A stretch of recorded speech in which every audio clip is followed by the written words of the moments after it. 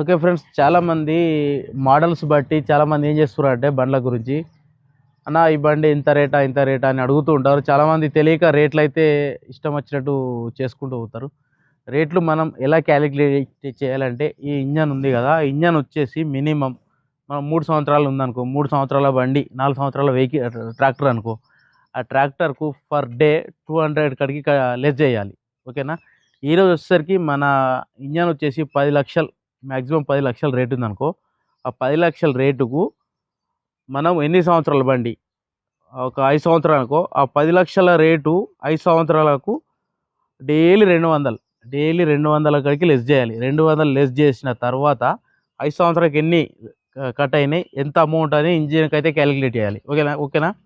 అలా క్యాలిక్యులేట్ చేసి అప్పటికైతే వచ్చేసరికి ఇంకోటి ఏంటంటే, మన బండి కండిషన్ ఎలా ఉంది, ఓకేనా, బండి కండిషన్ బాగుందా, టైర్స్